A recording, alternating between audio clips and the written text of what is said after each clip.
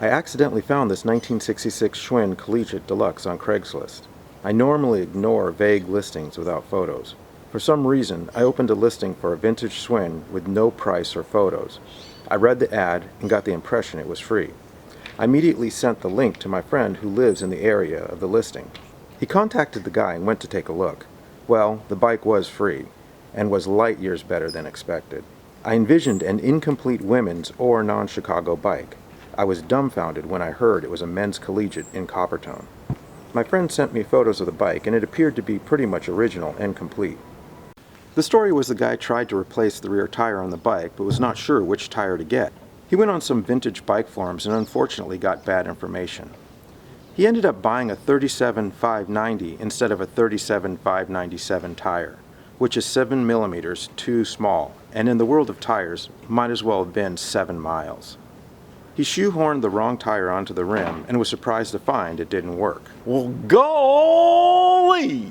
The guy got frustrated and wanted the bike out of his life. The good news is, I know these bikes pretty well and believe we can get this beauty back on the road. Determining the exact model year on this bike is really easy. This bike will be a lesson in the difference between manufacture year and model year. I can determine the model year of this bike by the chain guard alone. 1967 was the last year Schwinn used these wide chain guards. I think they were only used on the Collegiate. I'm not sure if it was purely design or if they were worried about drop chains with the 5-speed derailleur.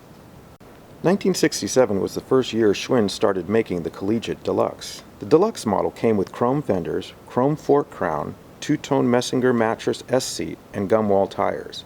The only possible model year for this bike is 1967.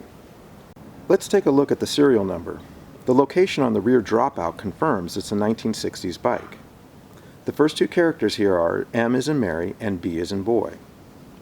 M gives us the month of December. M is the 13th letter in the alphabet. Skipping the letter I makes it 12. The B gives us the year 1966. In 1965, Schwinn started using a single-digit alpha character year. So, the frame was manufactured at the end of 1966 for the 1967 model year. This would be very typical manufacturing practice. My guess is they would start manufacturing the next year's model as early as September. The date on the frame is stamped at the time of construction of the frame. The frame is later painted and probably would sit for a period of time prior to final assembly. Keep this in mind when trying to determine the quote year of the bike. I will call this bike a 66 based on the serial number just to stay consistent. I hate to look a gift horse in the mouth, but we need to see what we've got. We need to replace the rear tire, and the tube appears to be missing. These are not the original brake pads. Lucky for us, we have the correct pads on our donor bike from the 1970 Racer project. We'll replace the pads, but we'll use these cartridges. The rear reflector is missing. I'm not sure what this is all about, but I'll replace whatever this is. This appears to be 5mm brake cable and not 4mm shifter cable, which of course did not fit. I'm starting to see a pattern here. The protective covering was stripped off to make it fit, and now the metal innards have rusted. I'm not even going to discuss these abominations.